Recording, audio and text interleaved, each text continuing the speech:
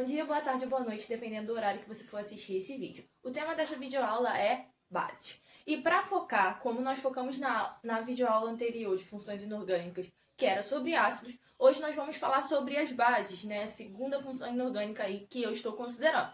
A base, a gente também vai considerar o conceito de arrênios. Portanto, o que é a base, então, para arrênios? Para arrênios, a base é uma substância que, em solução aquosa, se dissocia, liberando, então, o íon OH-. Beleza? Então, a diferença, né, dos ácidos para as bases. Nos ácidos, a gente tem, então, ionização, compostos que são moleculares se separando, né, ou seja, formando aqueles íons lá. Ocorre ionização, compostos moleculares. Já nas bases, eu estou falando de dissociação, compostos que são iônicos, formados entre metais e hidroxila, que é o OH-, né? Seria o ânion. Então, cátions e ânions, o que não ocorre nos ácidos, tá? Nos ácidos a gente tem compostos moleculares. Ocorre a formação dos íons após a ionização, mas aqui a gente já tem aqueles íons formados, né, dando origem àquelas substâncias, e quando a gente coloca em água, a gente separa esses íons que já existiam, beleza? Isso é a diferença entre ionização e dissociação. Então, exemplo aí, né, das bases. Como eu já falei, substâncias que liberam OH- em solução aquosa. Exemplo, NaOH, hidróxido de sódio. Né? Quando a gente coloca em água, ou seja, em solução aquosa, a gente tem a formação do Na+, e do OH-, né? Sofrendo, então, dissociação. E aí a gente pode classificar essas bases, né, de acordo com algumas características. Como a gente fez nos ácidos, a gente também vai fazer aqui nas bases.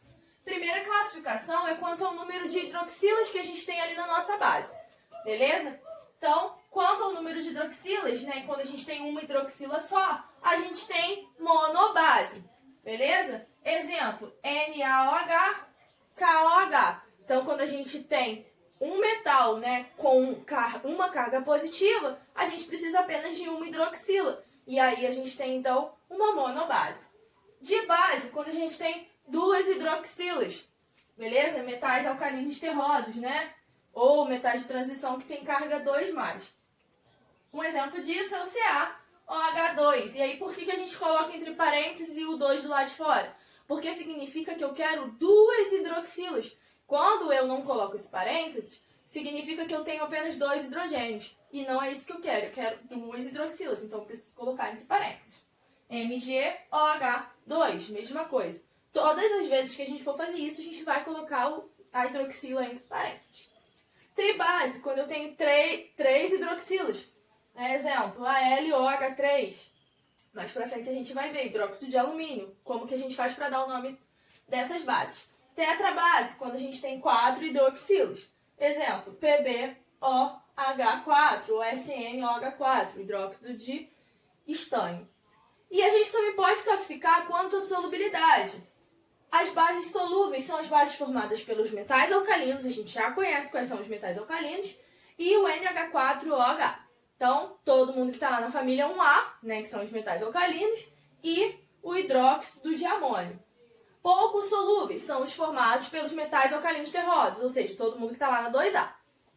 Praticamente insolúveis são os demais metais e o MgOH, que apesar de ser um... E a gente pode classificar as bases quanto ao grau de dissociação. E aí, quando esse grau de dissociação, que é esse alfa aqui, for maior que 50%, a gente considera a base como forte. E quando esse grau de dissociação for menor que 5%, a gente considera a base, então, fraca. No geral, as bases que são solúveis, tá? Elas são fortes. E as bases que são pouco solúveis, né, são mais fracas, e as praticamente insolúveis também são mais fracas. Com exceção do hidróxido de amônio, que é o NH4OH, que apesar de ser muito solúvel em água, ele não é uma base forte, tá? Porque o grau de dissociação dele é muito pequeno. Então, na química a gente sempre tem essas exceções e é importante a gente saber,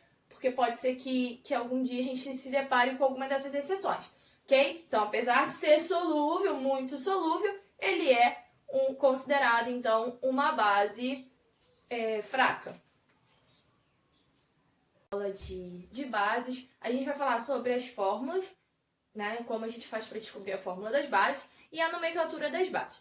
Eu vou comentar sobre os dois tipos de nomenclatura, mas eu coloquei apenas um aqui no quadro, ok? Então, na hora da gente formar, né, a fórmula da base, a gente sabe que a base ela é formada por metal mais a hidroxila. E aí a gente tem, então, o metal X qualquer com uma carga positiva, né? Então, eu botei X mais Y. Esse Y pode ser 1, 2, 3, né? Dependendo do metal. E OH, que é a hidroxila, é sempre menos. E aí a gente vai fazer como a gente faz na ligação iônica, né? A gente faz aquele cruzado para a gente descobrir qual é o número de hidroxilas que eu preciso ali. Então, X é o metal, beleza? E o número de hidroxilas, ela depende do número lá da carga do metal. Então, se o metal é mais 2, eu preciso de 2 hidroxilas. Se o metal é mais 3, eu preciso de 3 hidroxilas. Beleza? Exemplo, Na mais OH menos. A fórmula é NaOH. Ca2 mais, né, o cálcio 2 mais, OH menos. Então, é CaOH2. Lembrando do 2 sempre fora do parênteses. Não esquecer de colocar o parênteses. Al3 mais, OH menos, a gente faz aquele cruzado, AlOH3. Então, a gente faz como se a gente estivesse fazendo mesmo uma ligação iônica, tá? Pra gente descobrir aí a quantidade de hidroxila que a gente precisa. E a nomenclatura, né? A nomenclatura tem dois tipos. Tem um muito simples, que a gente vai colocar hidróxido D e mais o nome, beleza? E existe a nomenclatura que a gente vai precisar considerar o NOx, tá? E aí a gente vai colocar lá como se a gente estivesse fazendo o ácido, né? Se tem NOx maior, ICO. Se tem NOx menor, OSO. E assim a gente vai. Exemplo, NaOH. Qual é o nome dessa base? Né? Hidróxido de... Esse carinha aqui, quem é? O metal. Sódio. Então, é hidróxido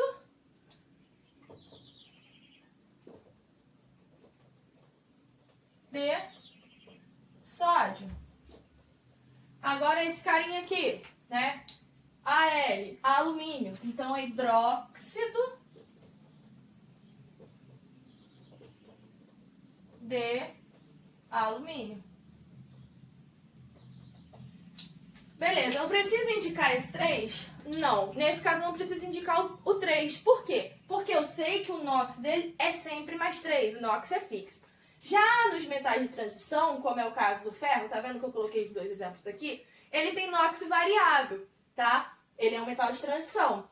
Ele pode variar esse NOx. Já que ele pode variar esse NOx, eu vou dizer, né, qual é o ferro que eu tô falando. Beleza, ferro OH2, então eu sei que ele é mais 2. Ferro OH3, eu sei que ele é mais 3. Então, aqui vai ser hidróxido de ferro 2, ou hidróxido ferroso, né? Hidróxido de ferro 3, ou hidróxido férrico. Tá? Se a gente for considerar aquela outra nomenclatura. E CaOH2, beleza, cálcio é um metal alcalino terroso, NOx é fixo, então hidróxido